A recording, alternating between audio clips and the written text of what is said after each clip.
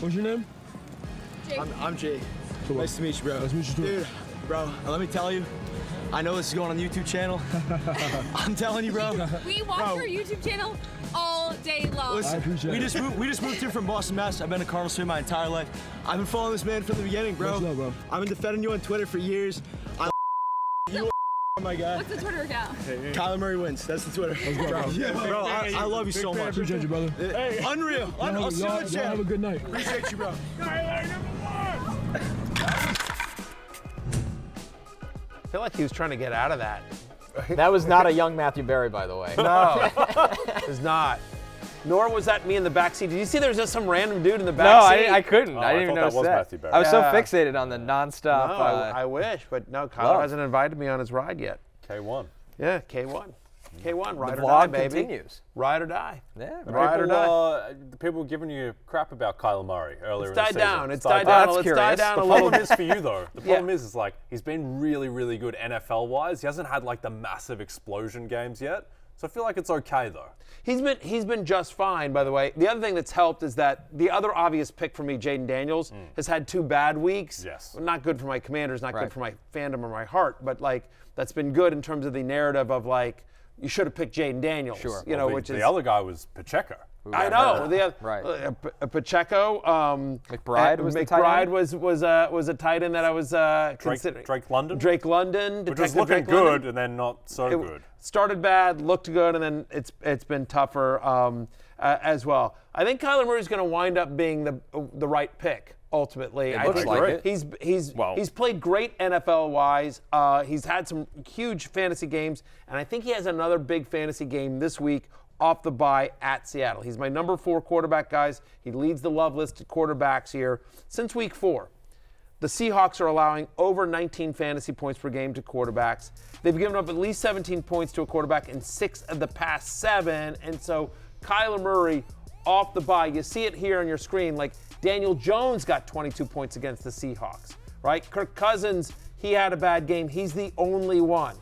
Josh Allen, Stafford, Brock Purdy, Jared Goff, all of them getting at least 17 fantasy points. Kyler Murray is as good, if not better, than everyone else on that list. So, yeah, give me Kyler Murray as the top 5 play this week. Yep, mentioned it in the last segment, but Kyler Murray on DraftKings, he's plus 800 to win Comeback Player of the Year.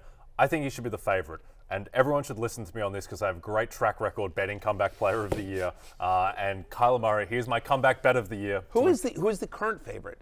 It's like Kirk Cousins and Joe Burrow are joint favorites. It's like Kirk Cousins, I think, is having a disappointing season I think at this so. point. I would And agree. Joe Burrow, like, did anyone not think Joe Burrow was going to be good? Yeah, Joe Burrow's been great, but the team is 4-7, which isn't his fault. But I mean, Joe Burrow as well. Like, he had a wrist injury. I think everyone thought that he was going to be really good. Joe Burrow came into the season like 4th favorite for MVP. Here's my question. I don't understand this award anymore. I Kyler don't Murray came back last year from injury, and I understand. Yeah. So does he qualify? And I agree with you on the odds, but does he qualify? Does Joe Burrow qualify? Right, because I don't understand because this the award argument anymore. for Kyler Murray is less about the injury. Because again, he played the final 9 games of last year. It's a lot of games. He came back from quote unquote sucking. Like, and by the way, he didn't suck, but team like stunk. the team was stink. You know, the team was like, had a top 3 draft pick this year and is now leading their division as we head into week 12. Like, Kyler has played great from an NFL standpoint. He's played pretty good from a fantasy perspective. So I don't get the award. I don't get the award either. So- for all the crap that I give you about Joe Flacco, because it's just fun, and you lost an ungodly amount of money. I mean, you have no idea. Like, you could build a small village. Do you understand? Like, you could cure malaria like in a third world country for what you lost on this bet. Thank God for Luis Heel. Yes. But thank you, Luis Heel. yeah, yes, and Nas Building Reed, cities. Nas Nas Reed, Reed, Nas yes. Reed got you back. Nas and Luis. But for all We redo the election and have Luis Heel be the president. I know he was born in the Dominican Republic, but let's make an exception. let's figure it out. Anyway, for all the crap that I give you, because I just enjoy it, like, DeMar Hamlin should have won. Like, I mean, like, I don't. He came back from the dead. Like, I'm with you. I don't understand this award. That's why I would love to tail your bet because I love betting on awards. I think I'm just out on this award. I can't bet on something I don't understand, and I don't think the voters understand. No, I really don't think they do either. But here's the thing with Kyler, right? So people, they just vote in the spirit of the award. Joe Flacco wasn't coming back from anything. It's just Right. like, oh, He it's a really said it. fun story. He said I came on yeah, from the Joe couch. Flacco's like, yeah, I should not win the award. Yeah. Damar Hamlin should win it because he's actually coming back from something. Right. Yeah. But Yeah, people Joe vote, Flacco came back from the grocery store. Right. Where he was Literally. like- he was Taking just his kids to school. Exactly. And then he went The straight back carpool there lane. after he threw a million picks in the playoffs against the Texans. Anyway, Kyler Murray, it's about the spirit of the award. Kyler has a comeback story. Like, he has a full arc. He has the Call of Duty stuff. Everyone wrote him off. He's the number 1 pick. And he technically meets the criteria because he missed time last year due to a serious injury. Now, he came back last year, but last year wasn't the comeback season. The team was like 1-8 when he came back. So I think that, look, it's messy, but it's messy for all these other guys too. Sure, Like, yes. J.K. Dobbins, who has a great story, and if he wins, like, power to him. Like, I won't win as much money on J.K. Dobbins, but if he wins the award, good for him because it's a great comeback story. Overcome a lot of People physical. wrote him off for I but mean, he's like in like a timeshare on the Chargers as the running back, and he's like the 15th best running back in football. Kyler Murray has played like a top 5 quarterback in the NFL this year, I would argue. So I think that Kyler, he's in the spirit of the award. He meets the criteria. Right. He has played well, and the team's played well. That's the other thing. That's the other piece of it as well. I think part of the reason Flacco won last year, rightfully, is that like he was the 4th quarterback in for the Browns, and he leads this team to the playoffs. They thought hope were dead, and like he goes on this crazy run over the final stretch and leads them into the playoffs. Same thing with Kyler. Like, here's a team that was projected to be last in the division, and as we enter Week 12, they're in first. Yeah, like just we can like debate the semantic. Like, why is Kyler Murray less likely to win than Kirk Cousins? Kirk Cousins is like 6-5 and had 2 terrible losses in a row. Like, I don't see why he would be more likely to win than Kyler, even with the kind of messiness. I do like that part of your pitch was he had a gaming addiction, and he's coming back from that. That's part of the story. If you think about Kyler Murray, the low point of the story for Kyler Murray is Call of Duty. The contract leak, which was awful. The contract leak, which so was awful, stupid. 1,000%. All right. So Kyler Anyway, Murray. start Kyler Murray this Yeah, week. he's a top 5 play this week. And right behind him at QB5, Matthew, Justin Herbert. He's got the pass funnel team of the year in the Baltimore Ravens. Yeah, and that's one of the arguments against J.K. Dobbins is this team has gone from run heavy to now pass heavy as well, right? Like, they're throwing a ton. This is a game that has a 50.5 over-under. It's tied for the highest on the Week 12 slate as well. Baltimore has given up at least 269 passing yards to a quarterback in 8 out of 11 games this year. You mentioned they are a pass funnel defense. Quarterbacks that have attempted at least 30 passes against the Ravens this year are averaging over 22 fantasy points per game. Herbert has been throwing a ton. Looked great on Monday night. On Sunday night. I'm in the top 5 play this week. Bo Nix also makes our list here, guys. A top 10 play for Bo Nix. And for Jay, Bo Nix has, since Week 5, had 20-point games 4 times. Yeah. He's really turned the corner his rookie season. I wonder if he started the season again today where Bo Nix would be taken, because he might be, with the rushing value added in, he might be a top 8 quarterback. And that's basically the level that he's been playing at lately, where he has all these 20-point explosions. Now he's going up against the Raiders defense, which doesn't really scare you. And the Broncos, they're trending towards almost touchdown favorites in this game, which is crazy, because before the season, the Raiders would have been favored over the Broncos, which shows you how well they are playing. Yes, the Broncos defense is the better unit, but Bo Nix is commandeering this offense at a really high level. And I think he's made huge strides, just particularly within the past month. Yeah. By the way, you speak over the past month, over that same time frame, Raiders allow the 4th most fantasy points to quarterbacks. They're giving up touchdown passes at the highest rate this season. Cortland Sutton has gotten new life this year under Bo Nix. He's my QB7. Yeah. Some others receiving votes: Tua Tagovailoa, Jared Goff, and Anthony Richardson, Matthew, in Superflex leagues. Quick name game for a guy, Bo Nix or Stevie Nix?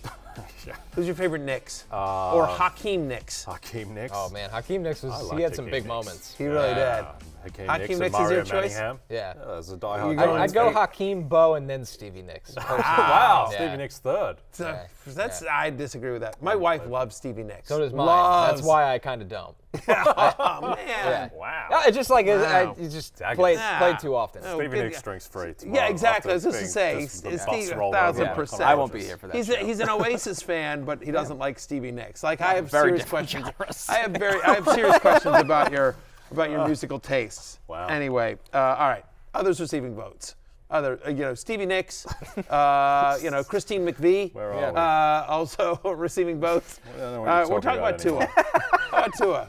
Talk about Tua Tagovailoa. Yeah. Yes, Tua Tagovailoa, who has very much turned the corner, and his co-leader in completion percentage in the NFL, Jared Goff, Jared Goff, I still think is fairly context dependent, but he gets a very good context going up against the Colts pass D, particularly in a dome. Jared Goff is going to break hearts when he plays 2 of his last 3 games outdoors this year, but until that point, he's going to continue to play like a fringe MVP candidate. And in that same game, Matthew, Anthony Richardson, who I think is the highest variance fantasy player in the NFL. If Anthony Richardson, if he's QB2 this week, I don't think it would shock anyone. If he's benched for Joe Flacco at halftime, wouldn't shock anyone either. Yeah, very high variance, but again, high scoring game. Doesn't feel like they're going to bet. It feels like Richardson's got a very long leash after the whole Flacco thing as well. Lions give up the 3rd most yards per carry to opposing quarterbacks this year, so you can run on them from the quarterback position. You mentioned Jared Goff. 3 of the last 4 quarterbacks to face the Colts this year have thrown for at least 280 yards. Again, that's a high over-under. We expect a lot of scoring in that game. And Tua, very quietly, 4 of the last 6 quarterbacks to face the Patriots have scored at least 17 fantasy points. After a hot start, the defense has shown some cracks there.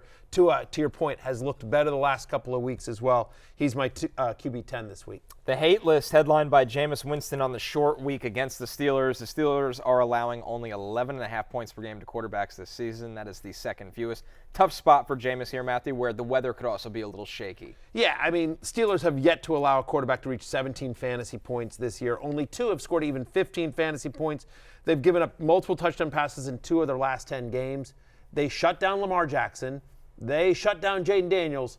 I think they'll shut down Jameis Winston. Unfortunately, as much as we love Winston, but even in a week with 6 teams on a bye, he's outside my top 15. Yeah, I have a lot of bets in the Defensive Player of the Year market, none of which are on TJ Watt, who is the minus 200 favorite to win the award, and close my eyes now and just see TJ Watt strip sacking Jameis Winston in primetime. He was born for this moment. So, I'm a little concerned about Jameis. Our final one, Matthew Stafford against the Eagles. The Eagles have the number 2 ranked pass defense this season. They've been number 1 over the last 4 weeks here, Matthew. Yeah, it's going to be a great game on Sunday night on NBC and Peacock. Of course, I'm company man, but I don't know that we're going to see a ton of fantasy production from Matthew Stafford in that game.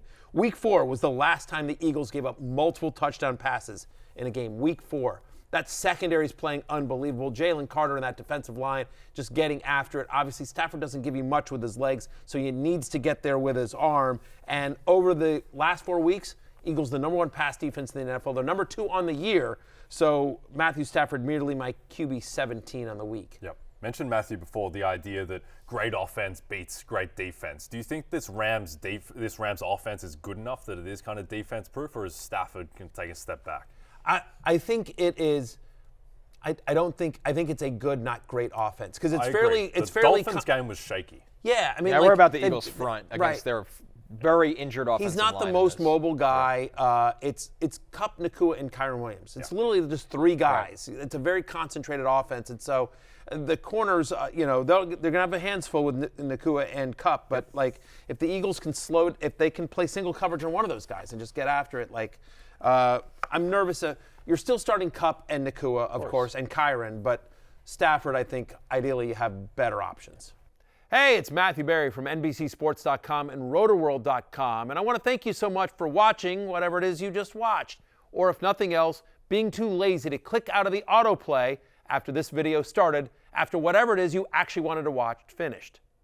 But now that you're here, I'd like to take a moment here to ask you respectfully now, okay? I'm asking you respectfully to subscribe to the NFL on NBC YouTube channel. You'll get the latest RotoWorld fantasy news headlines, all sorts of great shows, including my own Fantasy Football Happy Hour. So go subscribe now. Again, I'm asking respectfully.